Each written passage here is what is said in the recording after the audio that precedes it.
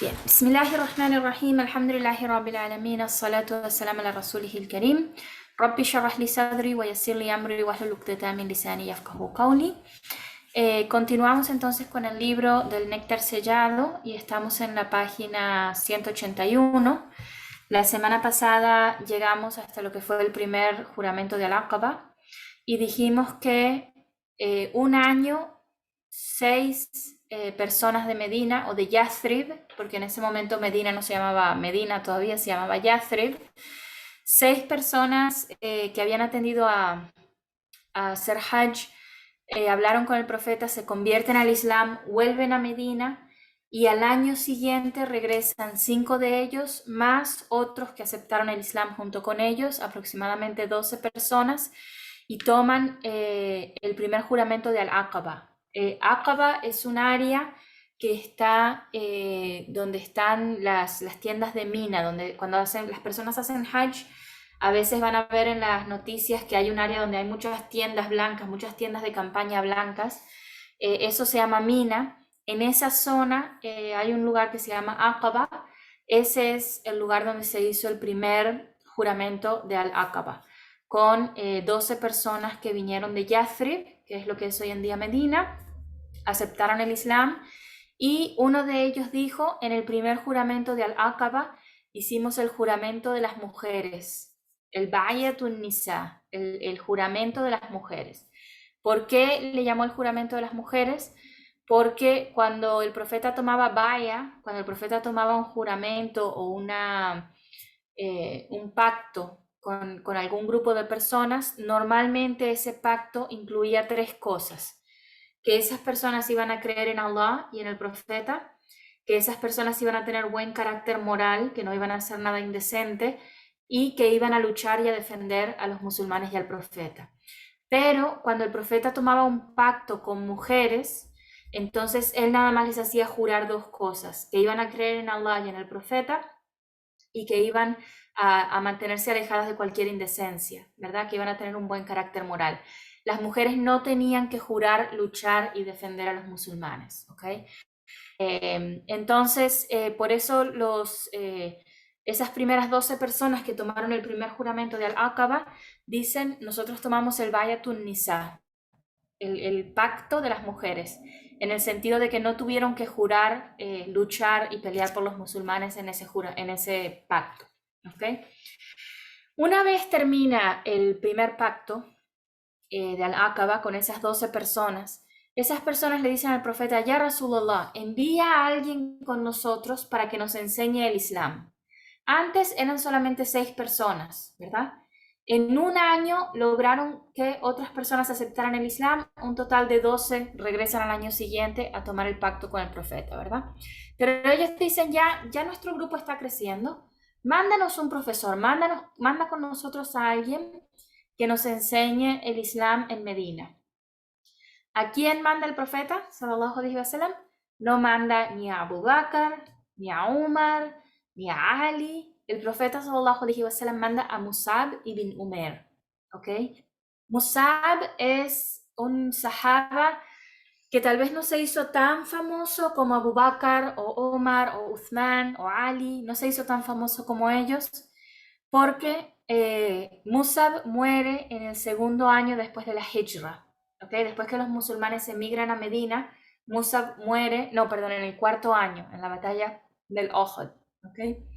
Entonces, por esa razón, Musab tal vez no es tan famoso como otros sahaba, pero el trabajo que Musab hizo, que fue en gran parte en Meca y abriendo las puertas completamente de Medina para los musulmanes, cambia totalmente la situación de los musulmanes. O sea que el trabajo de Musab fue muy, muy importante y es bueno que sepamos quién fue. Musab fue un joven que aceptó el Islam hacia el principio del Islam, o sea, los primeros años del Islam aceptó el Islam. Tenía, algunos reportes dicen, 18 años cuando aceptó el Islam. Musab era un hombre que provenía de una familia rica.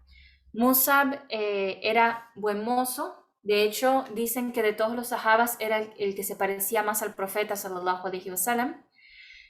Tanto así que cuando Musab fue asesinado en la batalla de Uhud, los Quraysh pensaron que habían matado a Muhammad y empezaron a decir, hemos matado a Muhammad, hemos matado a Muhammad, y empezó la confusión durante la batalla sobre si el profeta estaba muerto o no, pero quien había muerto fue Musab ibn Umair, o sea que era muy parecido al profeta en su forma física, en sus rasgos físicos, y está reportado que era un hombre muy buen mozo.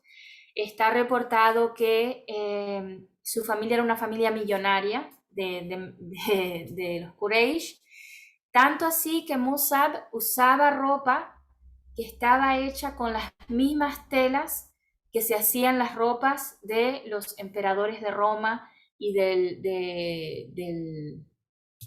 no se llama rey, pero del líder de Persia, ¿verdad? Las mismas telas que utilizaban esos emperadores en Roma, en Persia, eran las telas que utilizaba Musab para su ropa. ¿Okay? Musab usaba los perfumes más caros, tanto así que él pasaba por un callejón en la mañana y 2, 3 horas más tarde las personas pasaban por el mismo callejón y decían, Musab pasó por aquí, porque el olor todavía se quedaba en la calle de los perfumes que él utilizaba. Musab tenía los mejores camellos, los mejores caballos. Musab era el joven de la ciudad que todas las mujeres se querían casar con él. ¿Okay? Era ¿cómo se dice? El soltero más codiciado, el galán más codiciado de Meca. Entonces, ese era Musab. ¿Okay? Cuando Musab acepta el Islam a la edad de 18 años, su familia no acepta que él quiera ser musulmán. Primero la madre lo amarra en una silla en la casa con cadenas para que no pueda salir a juntarse con el profeta sallallahu alaihi wasallam, y aún así Musab se mantiene que él es musulmán. Su madre lo trata de forzar a abandonar el Islam. ¿De qué forma? Ella dice, voy a hacer una huelga de hambre, no voy a comer ni voy a beber agua hasta que tú abandones el Islam. Y me voy a parar todas las mañanas al mediodía en la mitad del desierto, abajo del sol, y si me muero es tu culpa, ¿ok? A menos que tú dejes el Islam. O sea que la madre estaba haciendo una huelga de hambre, no iba a comer, no iba a beber. Además de eso, se iba a poner en la mitad del día en el desierto, abajo del sol, que es una hora donde las personas normalmente se metían en sus casas a descansar por la fuerza del sol. Ella decía, me voy a parar abajo del sol a la mitad del día, sin tomar agua, sin comer nada, y si me muero es tu culpa, ¿ok? Ella hizo eso por aproximadamente 3 o 4 días, y Musab le dijo, madre mía, te quiero mucho, pero te vas a matar, tú misma te vas a matar y no es mi culpa porque yo no te estoy forzando a hacer esto, yo no voy a abandonar el Islam, así que te digo desde ahora, deja de hacer lo que estás haciendo porque te vas a morir. Entonces la madre rompió su promesa de que iba a hacer esta huelga de hambre, pero le dijo, ok, está bien, si tú no vas a dejar de ser musulmán, yo te desheredo como hijo mío. No quiero saber más de ti. Se acabó. ¿Ok? Y además te sacamos todo. Le sacaron todo lo que tenía, todas las posesiones que él tenía, todo se lo sacaron. También decían que Musab usaba las cremas para la piel que provenían de Persia, de Egipto, o sea, las cremas más caras, y que siempre tenía la piel suave. Años más tarde decían que su piel estaba tan seca, tan reseca, porque toda su vida se acostumbró a ponerse cremas y aceites, ¿verdad? Para humedecer su piel y cosas así. Lo dejó de usar completamente porque se quedó sin nada. Cuando él aceptó el Islam, su familia le sacó absolutamente todo y lo cortaron completamente en el sentido de que ya no quisieron saber más de él. ¿Okay? Ese es Musab ibn Umair. Y eso le pasó en los primeros años del Islam. Él acepta el Islam el primer año después de la profecía del profeta. O sea que es uno de los primeros musulmanes. Es un joven de 18 años, lo deja todo por el Islam. ¿Okay? Y se mantiene siempre alrededor del profeta, se mantiene siempre aprendiendo del Islam. Decían que no tenía ni siquiera tela suficiente para cubrir todo su cuerpo, nada más cubría la parte baja de su cuerpo porque quedó completamente pobre, sin casa, o sea, perdió todo por el Islam. Cuando pasa después del primer tratado de Al-Aqaba, estamos hablando aproximadamente del año 12, después de la primera revelación que recibió el profeta. Las 12 personas que vienen de la ciudad de Yathrib piden que el profeta les mande un profesor, que les mande a alguien que les enseñe el Islam a Medina. El profeta sallallahu alaihi wasallam, ¿a quién elige?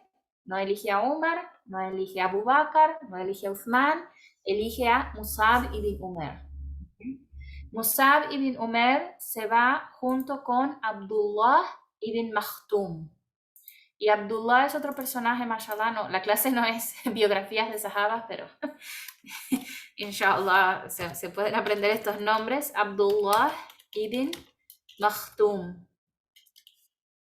Abdullah ibn Makhtum es un personaje de por sí porque Abdullah ibn Makhtum era un hombre ciego, un hombre pobre, además un hombre ciego que aceptó el Islam desde el principio del Islam. Y el profeta le da a lo largo de la historia del Islam buenas posiciones, buenos trabajos a Abdullah ibn Makhtum, a pesar de que él era un hombre ciego. De hecho, cuando viven en Medina, en un momento que todos los musulmanes se van a una batalla, creo que fue la batalla de Tabuk, pero no me acuerdo, se van todos los musulmanes a una batalla, la ciudad queda prácticamente mujeres y niños solamente. El profeta sallallahu alaihi wasallam pone como líder de la ciudad hasta que él regrese a Abdullah ibn Makhtum, un hombre ciego. ¿Okay? Y ahí vemos también cómo el profeta no tenía nada de esos prejuicios que tenemos nosotros, que hasta hace poquitos años, una persona ciega no era considerada del mismo nivel que el resto de la sociedad, porque no pueden hacer nada porque no pueden ver. Hace 1400 años, el profeta específicamente puso a este hombre por sus habilidades. No importaba que no pudiera ver, pero sus habilidades de liderazgo le dieron la posición de quedarse a cargo de la ciudad de Medina cuando el profeta sallallahu alaihi wasallam se iba para una batalla. Entonces el profeta manda en este momento a Musab ibn Umair y a Abdullah ibn Makhtum a Medina como profesores del Islam. ¿Okay? Son las 2 primeras personas en la historia del Islam en viajar a lo que llamamos ahora una misión de da'wah, ¿okay? A hacer da'wah. Las 2 primeras personas que viajaron... Voy a poner el libro desde el principio.